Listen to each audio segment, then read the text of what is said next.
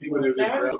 This is a baseball cap. Put it on the left side. This is how you wear it. Turn around side, like this. That was all I got to say. Jim, will you have our prayer? I will.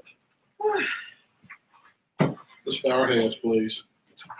Most gracious God, we thank you for all your many blessings. We thank you for the abilities to come and assemble here and to make decisions that impact lives, Lord. And we just pray that we do it with good conscience and everything is about your will and not ours, Lord. And we praise you for who you are. And we just ask that as we go about our daily tasks, our evening tasks, that we do it in a way that is pleasing to you. In the precious name of Jesus Christ, we pray. Amen. Amen. Let's stand and pledge allegiance. I pledge allegiance to the flag of the United States of America and to the republic for which it stands, one nation, under God, indivisible, with liberty and justice for all. Thank you.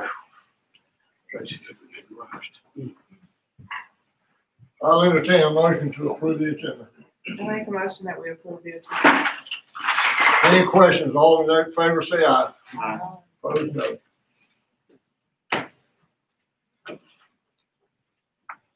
So tonight we have 4 members here, which is a quorum, and we have Max is on Zoom, and if somebody got sick and left and we needed somebody else to vote, then he would come to the door and vote. Our first bit of business is RZ 2020-06. We've had 2 public hearings on it, not necessary to have another. Has all the commissioners gone and looked at the property, and are you in a position now to make a decision, either positive or against? I did go Friday. I met Tim and Aaron out there, Cassandra and myself, and I am satisfied. I am ready to make a motion. I'll entertain a motion. I make a motion that we approve. Am I ready?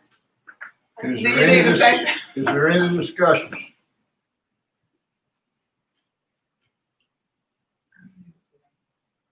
All right, there you go. Oh, okay.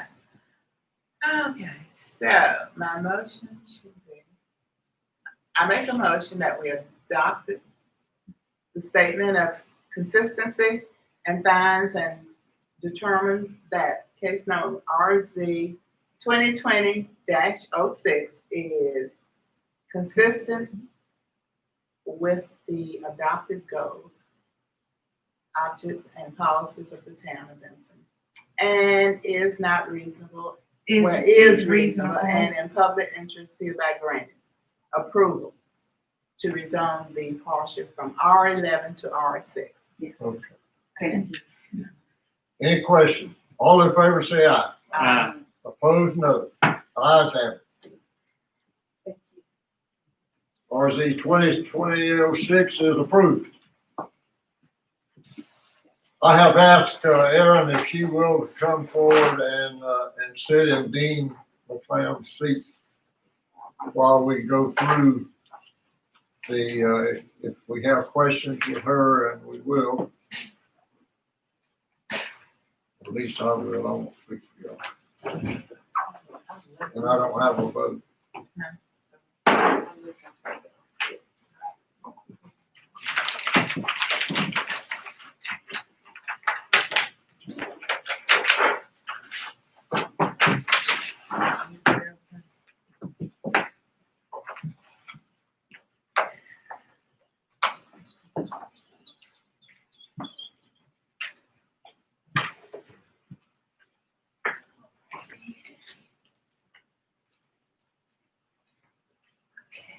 Thank you. So, shall I begin, Mayor? I can give just a brief overview of the process that we have undertaken over the last year. It was brought to the board's attention in September of 2019 that our Unified Development Ordinance may be a little out of date. It's 12, 13 years old now. And there were just some items in the Unified Development Ordinance that maybe need to be looked at if they are working for the town, and what's working, what's not working, clarify some language, build in a little more flexibility into the Unified Development Ordinance. And so with that task and mandate from the board, we formed a committee of citizens, 2 commissioners, business owners, and the town, and just tried to have a varied committee of stakeholders to really go through the ordinance and review each section and pull out what they see that is working and what may not be working, questions about certain items in the Unified Development Ordinance. So we would meet once a month, missed a couple of months due to COVID-19. But we consistently met for almost a year to really sit down and discuss and thoroughly go through the ordinance. So what you have before you as a text amendment is from several sections within the ordinance of just that arose from discussions and questions. And so we put together these suggested changes, things that I deal with or frequently questions that would come about regarding food trucks, drinking establishments, fences was a very big one at one point in time. Our, as it is today, with no chain link fences are prohibited, which is very limiting. And, there wasn't a very good reason, I guess I could say, that why it was prohibited in the town, and how that affects development. If you have a commercial property that is not allowed to have a chain link fence for security purposes, how does that impact that development? Let's move on to Article 2, 156-200B. Okay. The conditional zoning districts, that is a suggested addition, because as we've seen over the last couple of years, we've had requests for development, and some developers felt that maybe our ordinance was too restrictive. So what conditional zoning districts do, or they attempt to do, is that they allow a rezoning, a legislative process, but it has site-specific conditions on it. Unlike a special use permit that is site-specific, you have to have a evidentiary hearing. It's based upon the findings of facts, versus a conditional zoning. It acts just as a rezoning would in the manner that it is approved. However, the property owner and the town, they have to agree upon those conditions at the outset of the request. So you know exactly what will be developed on that site, what the plan is for that site. Now, is this something that is going to help us when we get our land use plan upgraded? The conditional zoning districts would allow you to use this to classify land that you put in the land use plan? Well, the way that we did it, instead of creating a brand new zoning district, it's more of a floating or parallel So you have our B3, our B2, I1, and I2 zoning districts.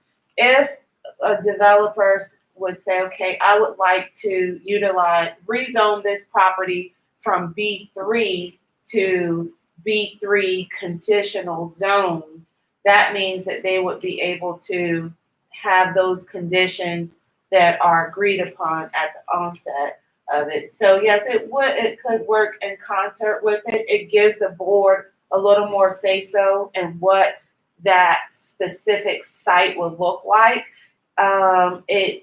The language that's built in, if you read through it, the text, it allows maybe for less restrictive standards. Maybe you can lessen the buffer requirements, or you can increase the buffer requirements. It's really all an agreement between the board and the property owners. Did So I that's- understand you to say that there's not an evidentiary hearing that eliminates that? Yes, it does. It eliminates that. Okay. What about the appellate process? I'm sure it's in here, but just give it to me in a nutshell.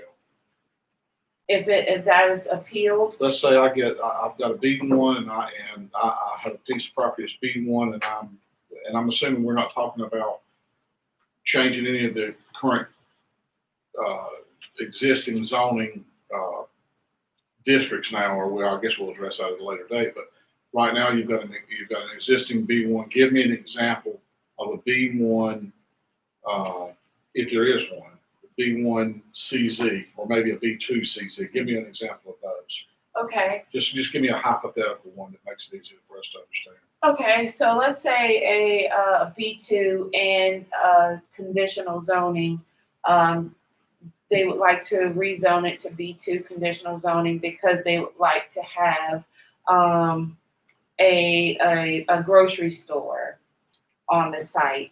And so now we can look at that specific site and look at, okay, for a grocery store, what are the requirements, the general requirements for grocery stores, and what does our development standard say? So let's say that if you have a grocery store site, a retail center site maybe, and it requires a Class C buffer, but maybe that Class C buffer is a little restrictive for the site. So this will say, okay, we will allow you to have a Class B buffer instead of a Class C buffer, because it would still satisfy the intent of the ordinance by creating a visual buffer or parking buffer or district boundary buffer,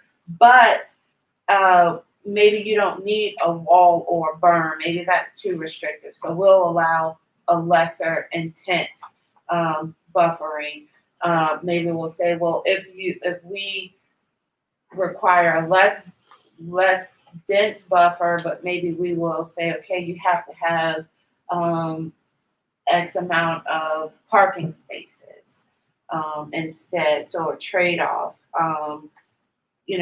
for that specific site. So it's really just about tweaking conditions and putting conditions that may be conducive to that specific site, whether our general standards are maybe a little too restrictive for them, but we can still satisfy the intent of the ordinance, but maybe allow a little bit of room for them. Who has that decision? If say I'm developing this problem and I come back to the planning department and I say, this is just not conducive, we're not going to be able to work it out this way. Does that rest with you? Is that your decision, or?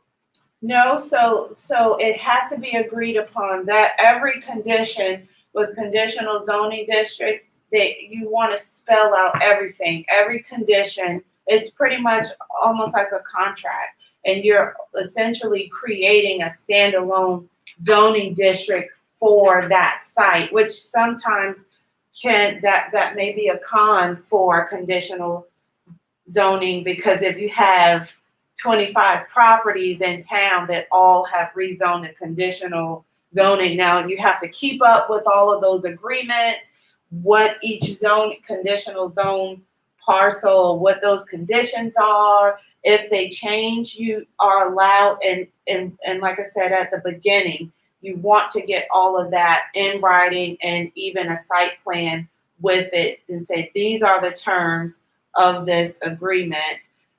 And if it is a minor change, you spell out what is a minor change that the planning director can modify, and what constitutes a substantial change that now you would have to go back before the board to change or modify that site.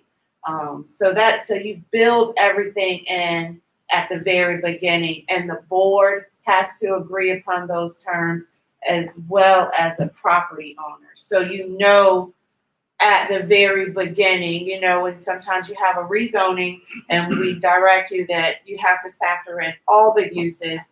Now you're really limiting it to this specific use, and we would go into that with clear knowledge on what exactly is going to take place on that site. What's going to be different on that site from a B3 zone parcel. And then you would vote on it just the same that you would vote on any rezoning process or hearing. So you really would know what those conditions are at the beginning. And of course, you would have pre-application meetings, technical review, those sorts of things before it's brought to the board. It would still follow that same process. Well, with the increase of development, it's going to be a lot more work for you, right? Yes, that can be the drawback for conditional zone districts, is that there is a lot of administrative work to keep up with each of those. So if you have 50 conditional zone parcels, you have to keep up with that. Because if they want to come back and change it, you have to go back to that agreement and say, okay, what were the conditions spelled out for this site? We said you were going to have 50 parking spaces, and now you want to go to 30. Is that a minor modification or is that a major modification? And so you see in the text there, we try to cover that in the general standards, but you also have to really keep up with each conditional zone property.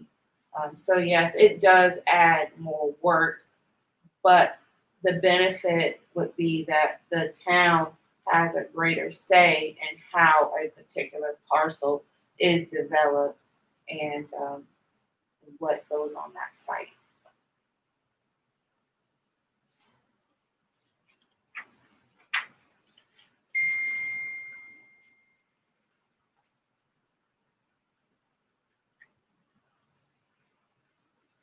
Any questions about this first page? Or did you get the one you needed to answer? Well, I'm just looking at it generally. I think it can be a lot of work, and it's hard to envision it now, but with a lot of growth, it could be a tremendous amount of work. And I think that you could get into, and again, let me tell you, I'm very much in favor of flexibility and allowing things to come in and not making it such a chore for, the developer to come in here and do what we envision and hope will come in and be good general business. But I think of things like this. Let's say I've got a project that comes in here, and I go to you, Aaron, and I say, well, I know when William was doing his 3 months ago, you allowed him to do this, you allowed him to do that. Is it going to become one of these things that's real political, and everybody's going to be keeping up with what John Doe's doing because they're going to want to ask the same thing? I want you to reduce the landscaping issue on me. I don't want to have to pay $40,000 or $50,000 or $100,000 for landscaping because I know you reduce that burden on his product. I'm just asking. Mm-hmm. who has that ultimate call? The board? Yes, the board has that ultimate call. And you have to look at each site specifically. So if it makes sense for one site to reduce their buffers or increase their buffering, you know. I'm just using that as an example. It could be parking would be a good example too. You know, whatever is awfully expensive, then everybody's going to want to curb that and work around that. And, you know, do we open up floodgates when we allow in one? You know, or Right, and that's usually when it comes to solely financial purposes for something. You usually, and I believe we put that in there that you can't just say, okay, because this is going to cost me more money. well, they're never going to say that. They're going to come up. They're going to come up with all kinds of other reasons. Yeah, right. So I mean, But I'm just saying. I'm just telling you. Here's human nature. I know when William did his project, I know you allowed him to have X amount less than what would be required in mine. I'm asking just for the same benefit, and then you're going, well, you know, what are we going to tell this guy? Well, you know, where I got really indulged in this particular one is section 156-705, which is on page 722. In other words, that is involved with this same conditional zoning. All the things that's listed there are conditional rezoning review forms.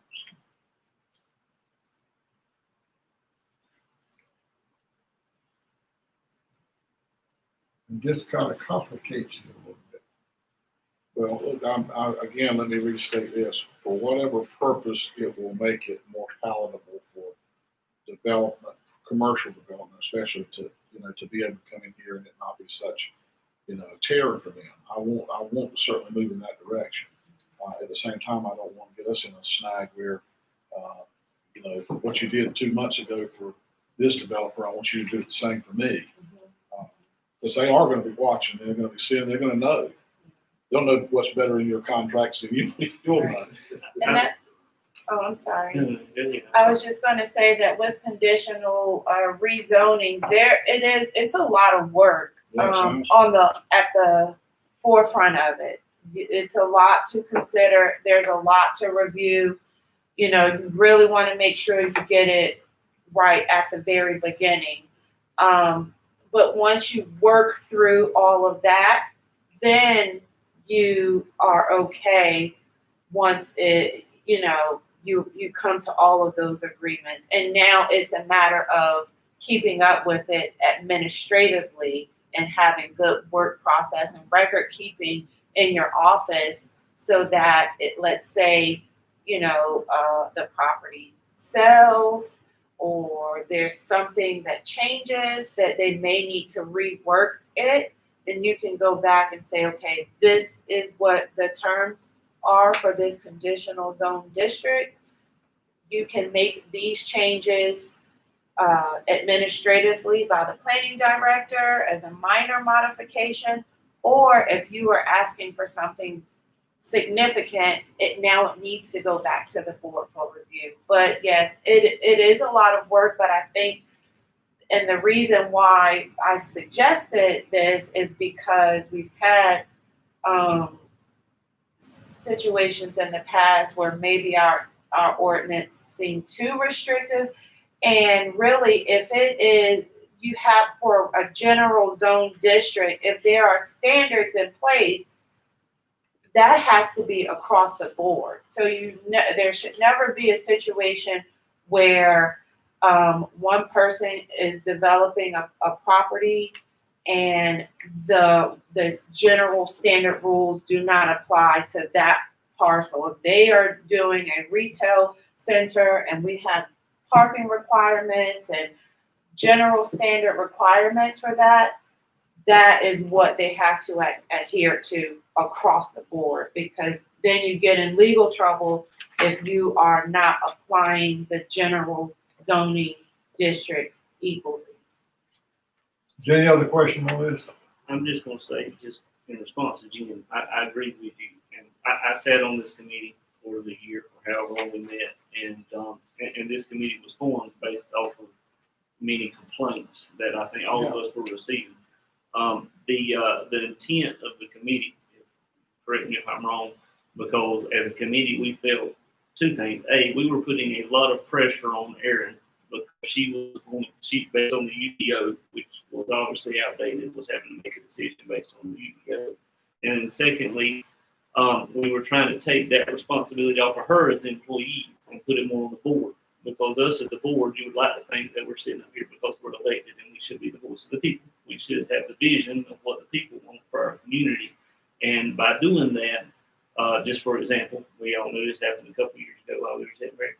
In an effort for a simple rezoning from a B1 to B2 to B3, and I don't have them in front of me, but as of right now, as a board, we have to consider all of the uses. And so I can remember one of y'all were probably sitting here when they lined up out the door and sent us letters and emails because we were rezoning, but we were possibly rezoning a parcel.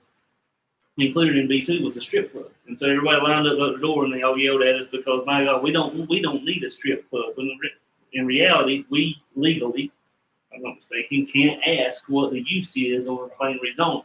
If we go to the conditional zoning, then that gives us the ability to say, hey, maybe you don't want to go for the B2 because people are going to line up at the door and say, we don't want a strip club, when realistically, you just want to put a handy mark.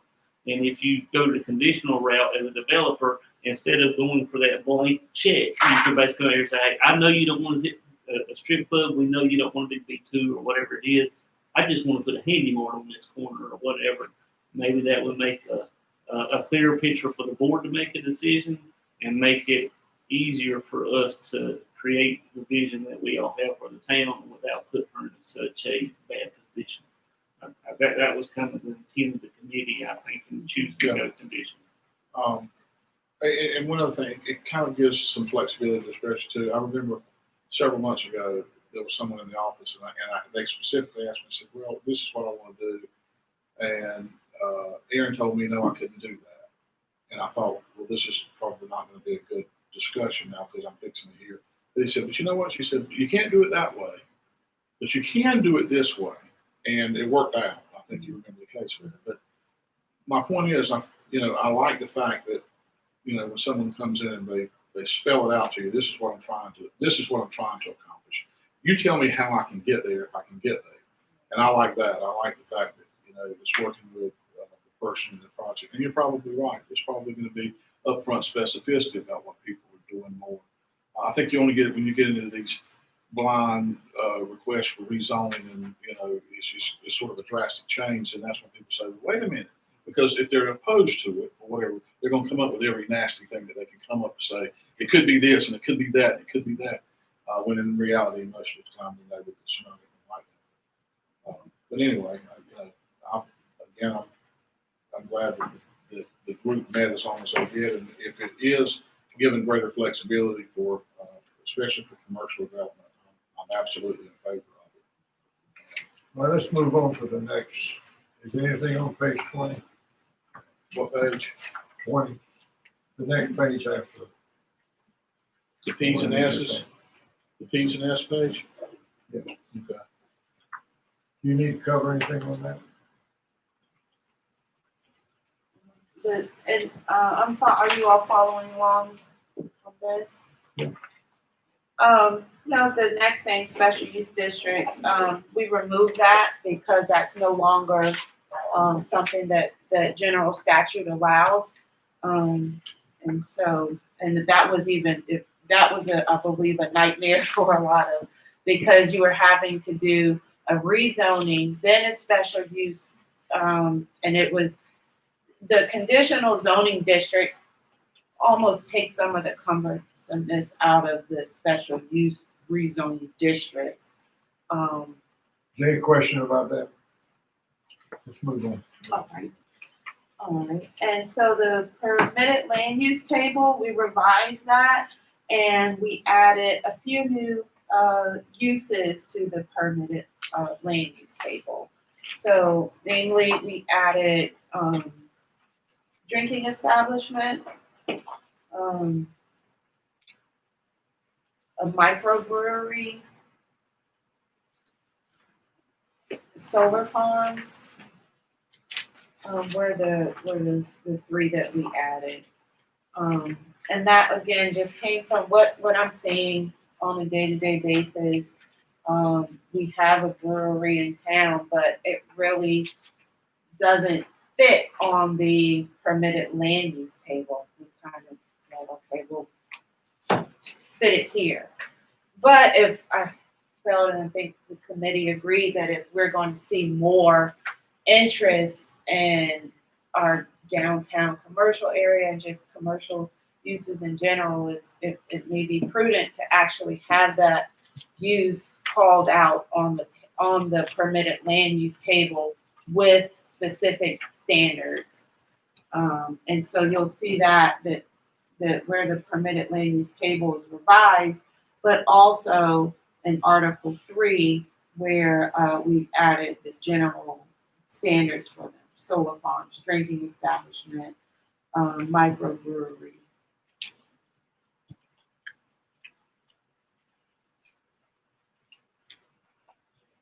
I was going straight through. You lost me. We have page 20 and 21, 22. I thought we were doing microbrewery. We're looking at the handout that was sent out with the agenda. So I'm going in order. Of course, I'm on a computer screen too. I don't know that. Well, I You in thought you order? were just on that 3-4-17 and 3-4-8. I'm coming up on conventional residential subdivisions right now. If we move on. Okay, I'm looking at this. I'm going through the table that has all of the changes that we made. The land use table. Yeah. The land use table.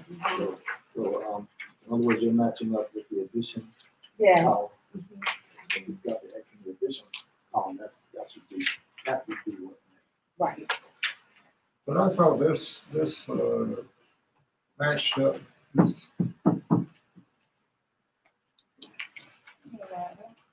Have exactly what you are looking at? Okay. That's where we're going next. So you see the permitted land use table, Right. and you see microbrewery, Right. you see an outdoor shooting range, you see solar farms, and that's under the civic. Drinking establishments, those were the revisions to the permitted land use table. But then when you go to Article 3, and one thing about this that you just take note that some of this in red, we had to make grammatical changes as well, and formatting. So some of those things you may be looking at that are just formatting. But I was just saying that the permitted land use table relates to, they go hand in hand with the general standards. But I think maybe what I'm following with you, Mayor, is that the conventional residential subdivision, one of the things that we did is that we added a dimensional lot standard, because for some, maybe it was just an omission that we had the R20 RA zoning district, and we did not have lot standards for it in the ordinance. And so when we've had these subdivisions to come along, we've just told them to use the R11 conventional standard district. Because we just didn't have one in there. So what we did is we sought to put that in there. Now, one thing, we started off as 20,000 minimum lot size, but in one of our meetings, we talked about going higher to 30,000 as a minimum lot size to attempt to follow along what the county is doing with their municipal transition boundary zones. What they're doing right now is they're updating Johnson County's development ordinance and standards. So that may be what you all were looking at in 2-20.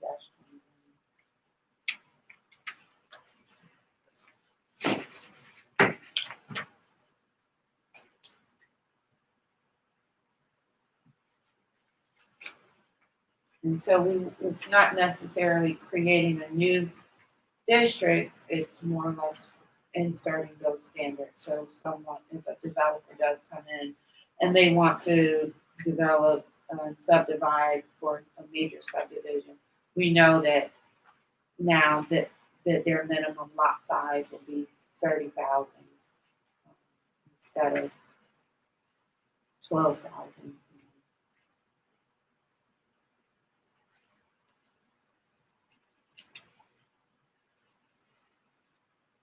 So that was what that was.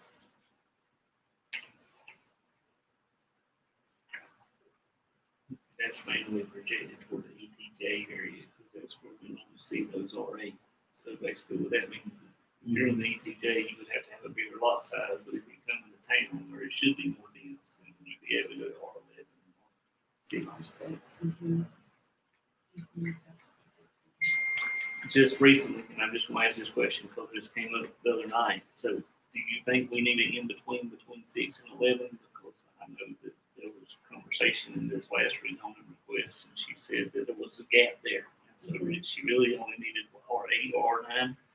Yeah, she really needed 8,000. Yeah, and so and we made it more dense because we didn't have a calculation for that or a zoning for that. Do you think that 6 and 11 is too far apart? Do we need a mid step in there, or do you think that we need the intent? I think we meet the intent, because what I've seen is where you have R6 minimum 6,000 square feet for new subdivisions. They are their lot sizes are probably averaging about 8,000 square feet.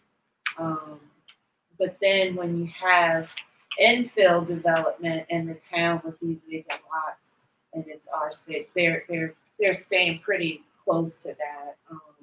And so I think it's fine. I have not heard, that was the first time that was ever brought up about not having a middle between R6 and R11. Now, as I've looked at other ordinances in other jurisdictions and counties, you will find, there's an R6, there's maybe an R8, maybe even an R10, or R8, R10, and then an R11.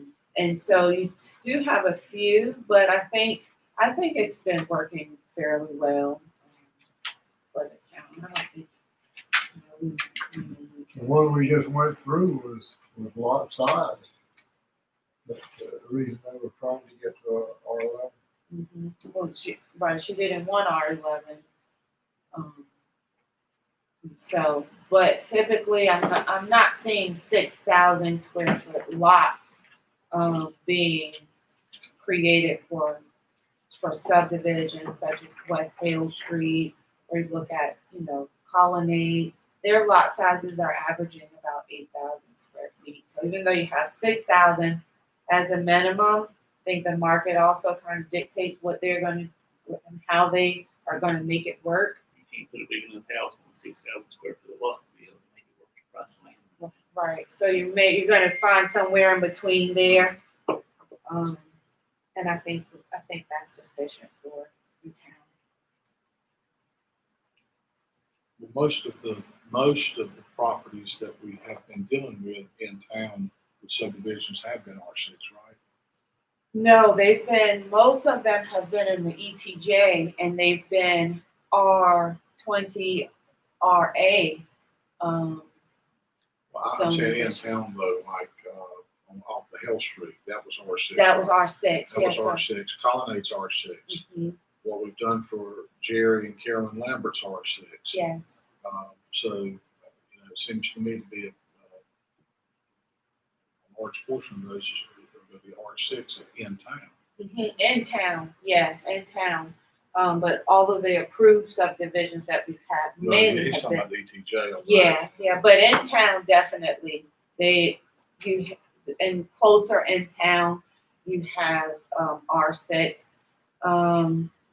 Haven't had any, I've had a few, phone calls, from developers here lately, looking at areas that are zoned R11 for possible, subdivisions, but they haven't submitted anything just yet, but I've seen a couple that have asked about it.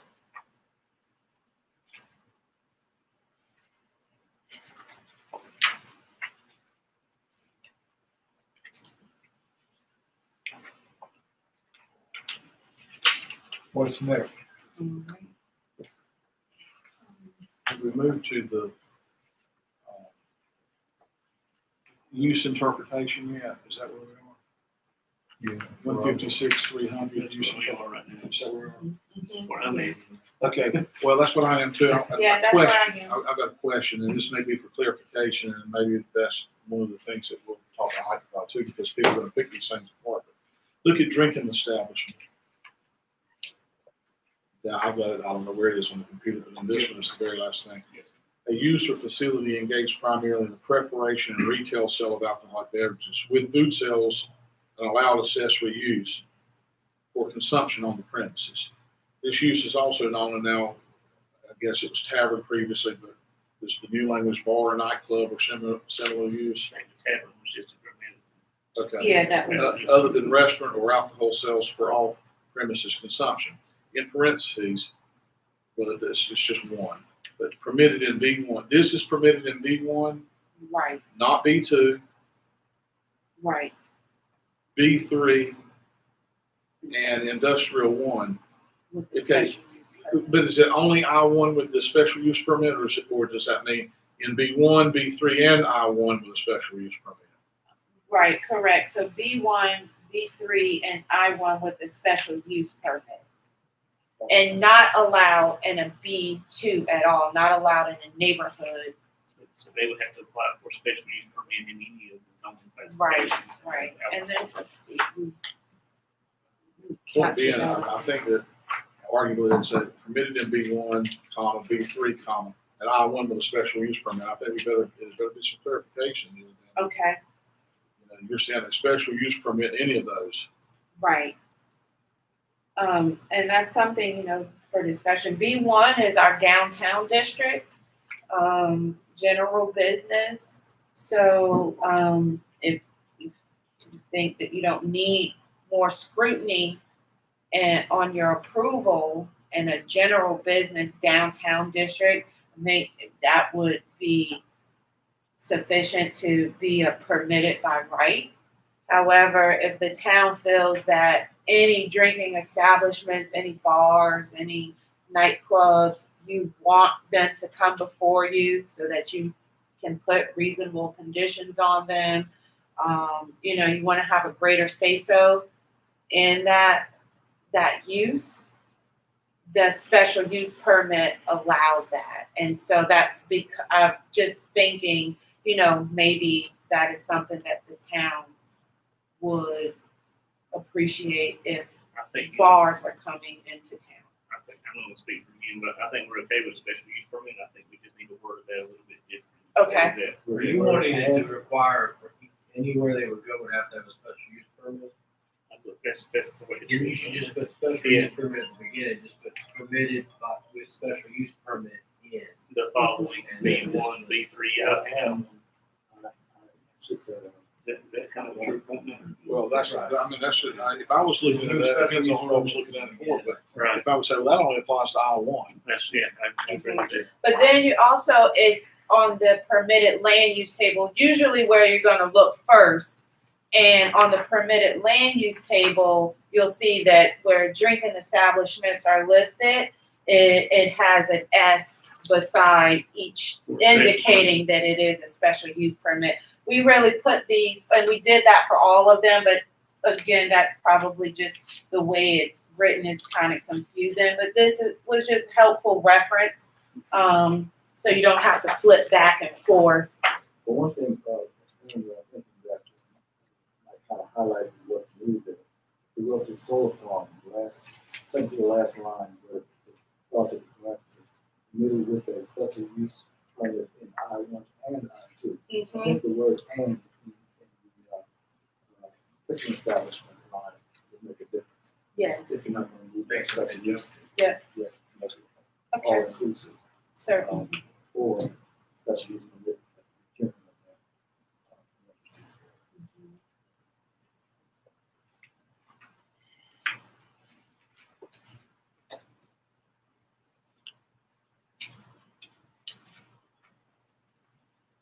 Move right along. Okay, excellent. Gotcha. Were there any questions about the solar farms or microbrewery?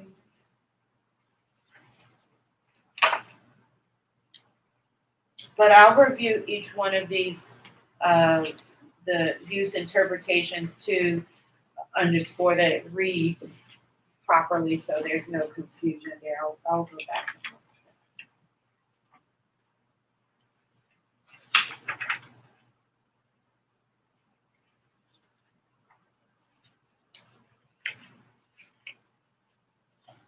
And then the developments with multiple principal uses, that's just a formatting. Nothing changed, it looks like it, but the only thing that changed was the formatting. Where was that? I'm sorry. That was on page 3-43, use interpretation, specific use standards, 156-300G. It looks like it's crossed out as if it's been taken out, but it's actually just, it was just reformatted.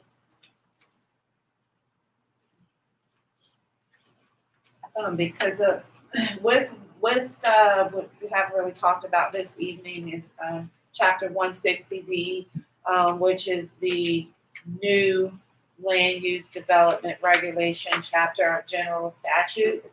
And so with that overhaul, we've had to go in and change out certain things to comply. So one of the changes was there's no longer a conditional use, the name conditional use permit. Everything is now just special use permit. Didn't change your processes. So where we have, and I'm definitely interested in your thoughts on this. Should we call it a minor special use now instead of a conditional use permit? Minor and major to differentiate the different processes for special use, because we did have conditional use permits. They go before the Board of Adjustment, such as if you would like an accessory dwelling in your on your land, on your parcel. If you would like to increase the height of a building, if you would like to have a Class B home occupation, all of those fall under conditional use permits. But the term conditional use permit has been taken out, and now everything is just called special use permit. Page 327 and 328 are exactly the same. Where are you? Which page, Mayor? 327 and 328, the accessory structure and use.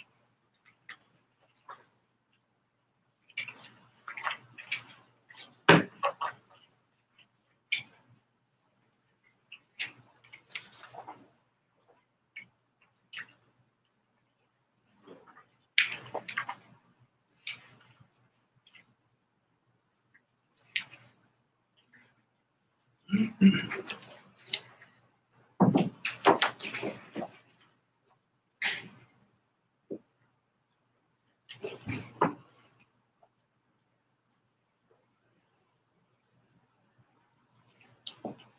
seeing the food truck, dynamics a lot more frequently.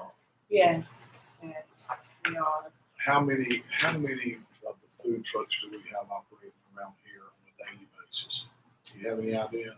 On a daily basis, I don't know. They're usually event driven. I know we have regularly fainting goat, because they don't sell food. Right. They'll have a food truck, I believe, a couple of times a week, certain days of the week. But on a daily basis, I don't think that it's like I said, it's more event driven. First Friday event, and Mule Days is actually under its own Right. separate ordinance. We get a lot more calls and questions about them, but we haven't seen any uptick, I think, on a daily basis that this food truck is here every day. It's really, But are you permitting them? yeah, so it's very, the ordinance that we lean to when we permit them is under the itinerant merchant ordinance, which is a separate ordinance of the town code. And so that's what we're permitting it under. But it doesn't really go in depth as to any regulations specifically for food trucks, because an itinerant merchant is just a merchant that can move from one place to the next selling their products. It doesn't necessarily have to be a food truck. And so the reasoning behind adding language for a food truck is because we have seen so many calls, we've received so many calls about food trucks, and it's been very confusing. But then we say, well, okay, now Here, like at Fainting Goat and other places on a regular basis, do they just go before you one time and get permitted for whatever time they're going to be here in town, or do they have to come each time that they're going to have set up shop? well, and that's a confusing thing about the itinerant merchant ordinance, because it has language in. I know. I wish we could pull it up.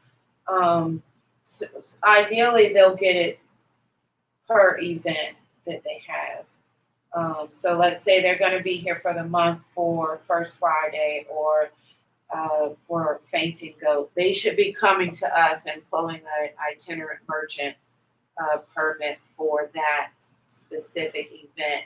And I believe that it's good for 72 hours per calendar year.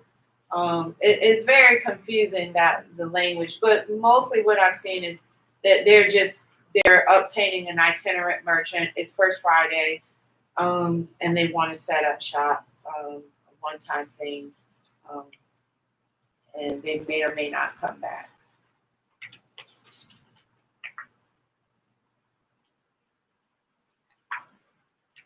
So What does the permit cost on that? $25. Does that have to be physically inspected every time they set up? Every time one set up, somebody have to go out there and physically inspect their setup? No, we're not physically inspecting it. They're supposed to have their health department on the itinerant merchant. It says you have your health department inspections and permitting on that. But we're not going out there and inspecting anything. Well, how do we know that they're in compliance with it? That's the issue. We don't know, and that it's such a gray area for us, because we don't really know exactly how to regulate it. It's very one of those things where you just, okay, we'll let you do it, but there's nothing behind it that really secures us as to it's one of okay, go ahead and do it. Well, look, I enjoy a lot of food from those places, and if everything good, whatever.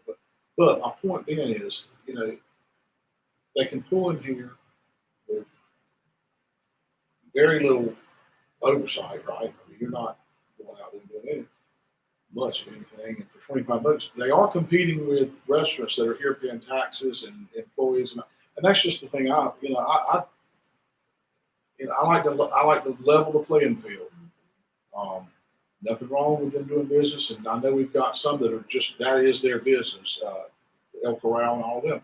But I want to be fair to our merchants that are here, the restaurants that are here day in and day out, that are employing people, and that and they do have to comply with all of this stuff, everything that from the fire department on requires. And so I don't know, but I feel like that might be an area that we certainly need to look at. I mean, if you're saying we get $25 for them to pull, it's nothing. But again, are we carrying liability for something that may happen out there at one of these it's endorsed by us? If they paid you $25 to come out here, they come out here and they get Miss Maxine and Jerry and everybody sick. And I'm gonna be doing some. Yeah, go ahead too. I mean, at a town function? Well, no, anywhere they're pulling up. I don't, no more than a restaurant that you license to operate in town, if it makes people sick, I don't think you should maintain a conversation with the town. Or these food trucks are inspected by the county or some agency that. We don't know that. We're not doing anything to Well, they're operating illegally if they're not inspected. They have to be inspected prior to operating anywhere. Right, they have to be inspected, and that's one of the things that we do. They do need to show that when they fill out their itinerant merchant permit. It's the same permit that we use for mule days, and I think we need to, because it's kind of clouded. Mule days has its one regulation, but what about everything outside of mule days? There's nothing really governing that. And so that if you look at the standards that have been added, we try to take care of that. It spells it out explicitly that you must provide documentation approval from the health department for which the food truck's associated restaurant or commissary is located.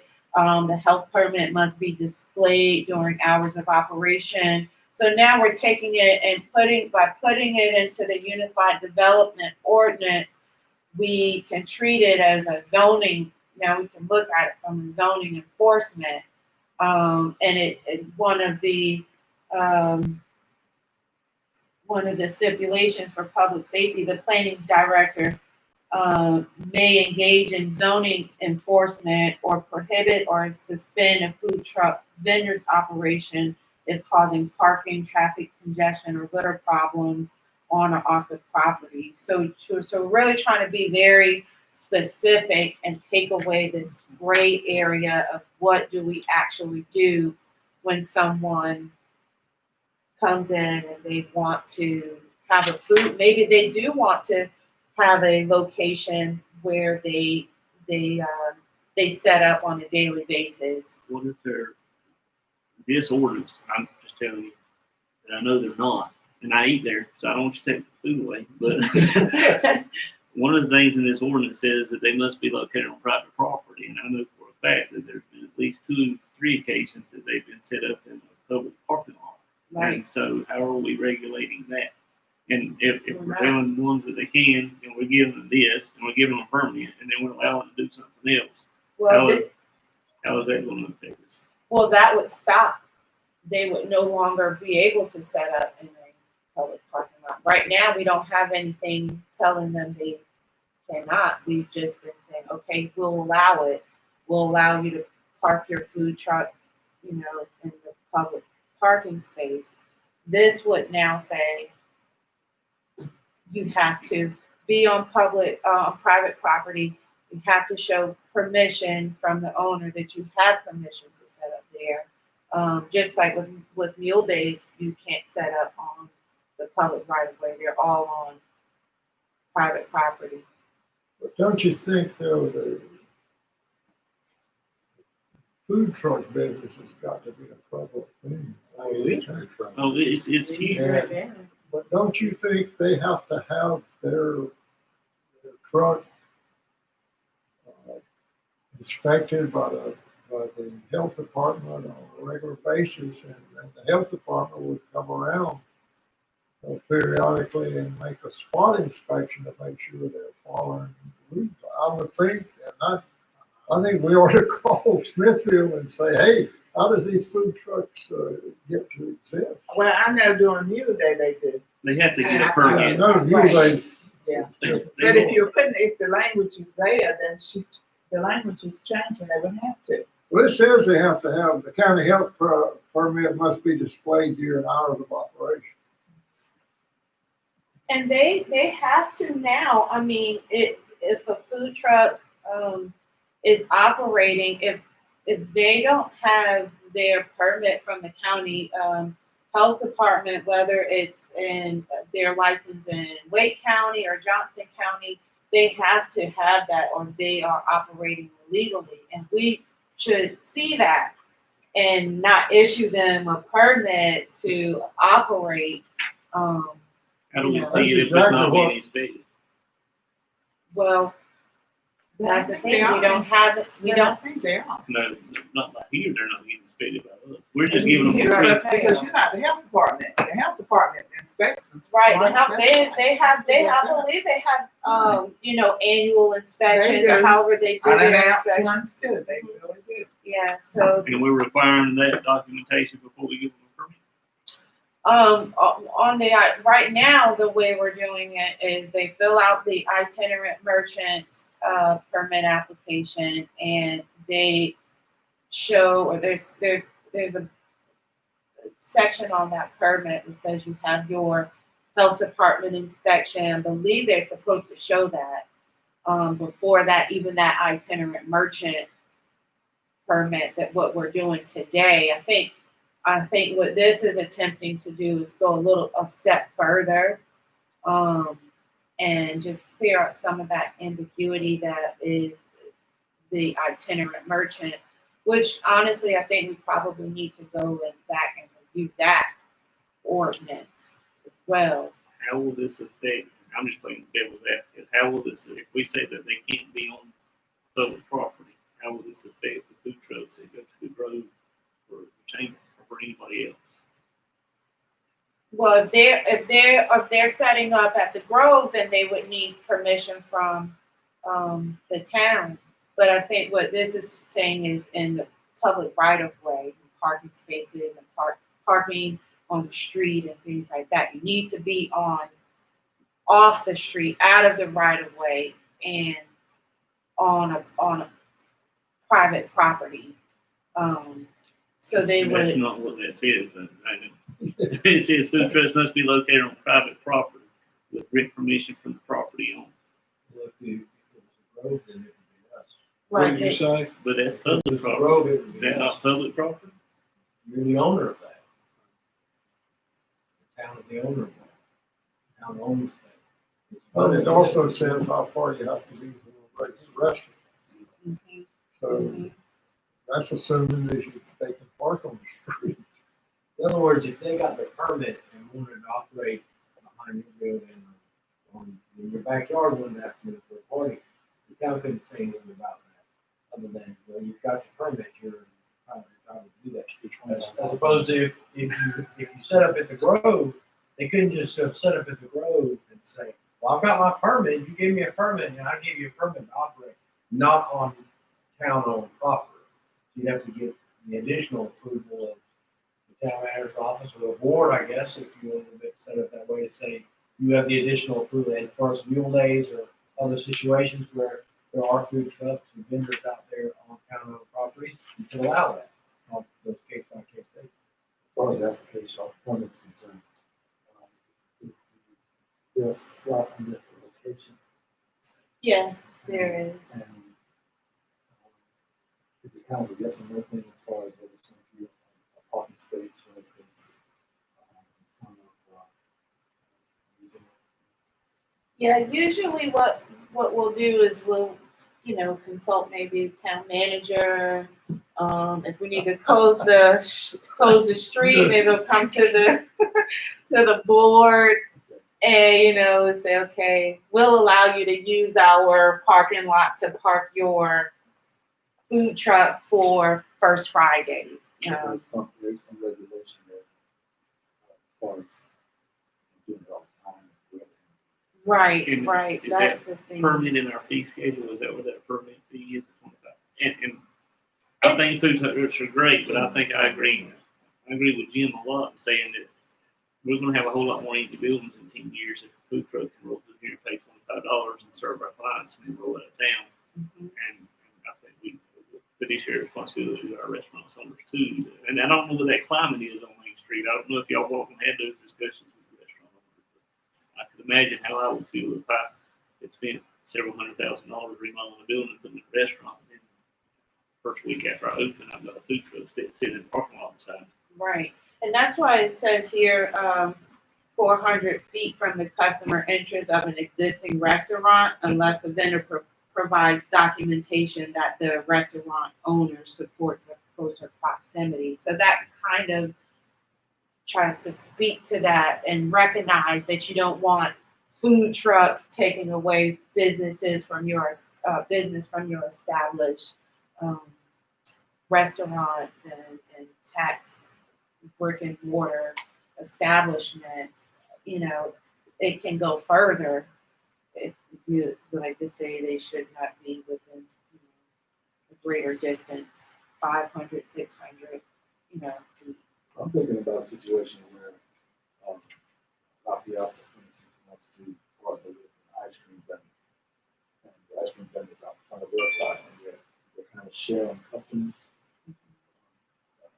Kind of a joint venture kind of thing for. A couple of years ago, we held the party beside my building, and we came to the town and we closed down Gilbert Drive, and we closed it down, and the food vendor came in and set up and cooked there on Gilbert Drive. Is there still a permissible process to go to the town manager or whoever to get that permission to be able to put that on the streets and it not be a town sanctioned festival? I guess if a private business wants to do it, they should have an avenue to be able to request it as well. Right, to request it and close the street. I think Right. now you're, that's something different that you get the permission from the town to close that street. It's for a specific event, that has been granted that. Somebody wanted to set up in our lot on Main Street to sell ice cream. Didn't let them do that.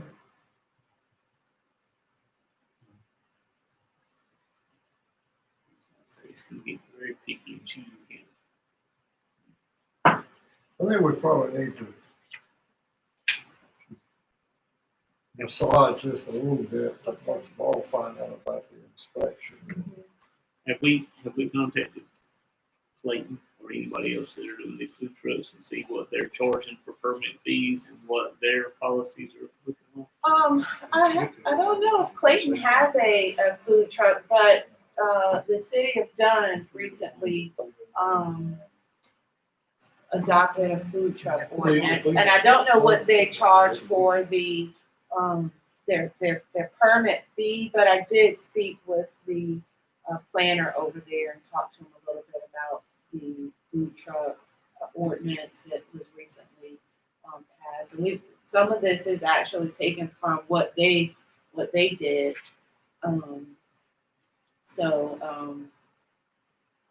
But I'm not sure about the fees, what they're charging. But I will definitely look into that. How much are they charging? Because $25 isn't anything. Fred's gonna be with the town manager and John on 27th, so if you probably could meet with them all. Okay.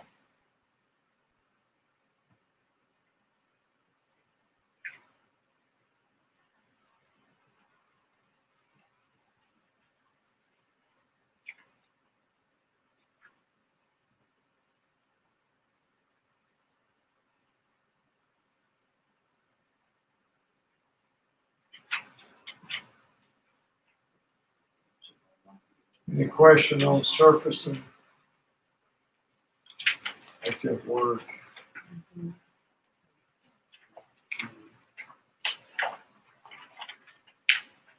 What's the next one?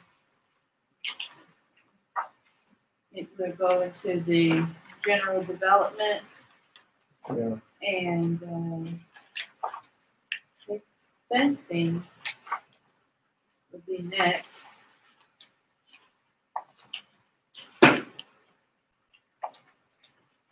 So now we're saying fences are okay. Yes. You know, we didn't just, carte blanche, we did, you know, try to add some standards in there. Oh, I'm sorry, we skipped over, what we did for the Class C buffer. And we added on page, A wall, okay, fence, and green hedge, combination thereof. yes, with the minimum height. Right now, it just states a wall or berm, and that's it. Which we've heard a lot of pushback on that. A wall is very expensive. A berm would be very expensive and maybe not practical. But if they're able to do a combination of maybe a wall, you would a wall or fence, an evergreen hedge, or any combination thereof, you would again add in that flexibility, but still achieve the intent that you want to separate those uses. You want to buffer, noise reduction, noise mitigation, use district boundary mitigation. what are you talking about? That's canopy. What would a canopy look like? A canopy tree? Is that what it is, a canopy tree? Yes, sir. There's an arrow in that last one. The wire jumped over. Oh, yes. That, yes, we'll make sure we clean up all formatting and things of that nature. Page number, alignment, make sure it's all. So I think about the one customer when I look at that page.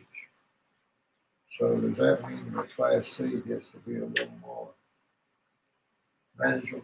Yes, because, as it is today, you are required to have a wall or berm. Those are your only options. Now we are stating that it can be an opaque fence or hedge. To give some flexibility.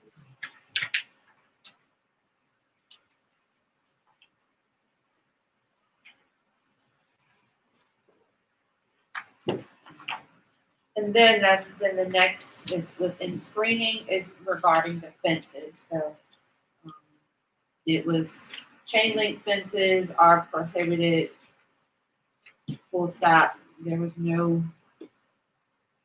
exceptions in there. So what we've done is added language that allows it. In residential uses, it must be black vinyl coated, only in the rear. Non-residential uses are allowed. Currently, you cannot have barbed wire.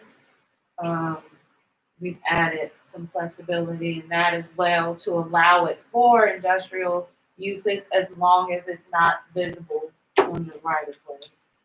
Because sometimes you need barbed wire for security purposes. So there won't be any new construction after this goes into effect that would include a chain link fence. It as long as it's a black vinyl But coating. no, just a chain link. Talking about residential. I'm talking, are we only under commercial or is this across the board? This is across the board, so you have the residential, right now it's just across the board, residential or commercial, no So change. you wouldn't have a chain link fence in anyhow. You can, but it's not. Yes. Not just, It's got the, by reading this, you can use regular metal galvanized chain link fence. it's not currently visible by a neighbor. All of the, Regardless of where the neighbor goes. Vinyl is not required for fences when not visible from adjacent property or right of way. right, so they can hide it. Before this, there was no chain link period. That's what we've been operating, 0 chain. What we sell a lot of chain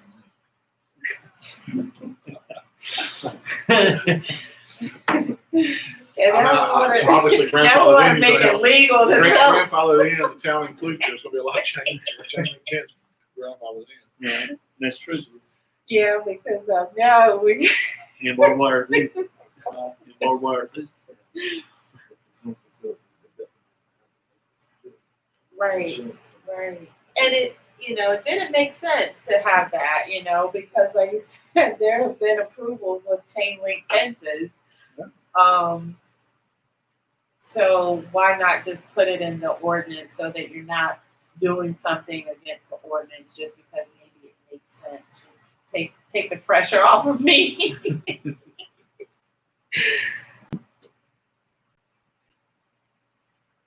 Looks like you're saying that people would read this thing before they have it fixed. So hypothetically, out at, Vios Park, Matt goes out there to put a ball fence, and he's got money to put in a new fence out there. It's gonna have to be black, the black vinyl coated chain link, Right. What's out there now? Is it green vinyl coated? just chain link, Just chain link. just like it is at Mitchell Vance and. Really? What? We might be able to get it down. No. Well, I don't think there's any black chain link fence anywhere in town except at the dog park. And all the rest of it's just plain chain link. But from this point on, when Matt goes out and do something, it'll be black chain link, black vinyl chain link fences. Yeah, that's what it says. Huge cost increase. I'm telling A very large cost increase on the town or anybody else specifically. So theoretically, if car loses control on Elm Street and knocks out about 200-foot fence, he wouldn't be able to go back with the same type of fence there. He would have to switch over to vinyl coated. We don't have to have, if you want just chain link fences with no stipulation on them, that's, if that's what the board would like, we put in the black vinyl coated fences because aesthetically they look better, they tend to blend a little more, disappear to the eye. So how do we want the town to look as we see more chain link? If we allow chain link fences, do we just want them to look any kind of way, or do we want to have some standard on it? I wonder what the difference in the cost Glass. is. Yeah, is it? Yeah, a lot, pretty substantial. Yeah, that's what I'm just saying, a lot. We could take that out and say only for maybe residential purposes, or this is Well, I think about What the some town of the lift stations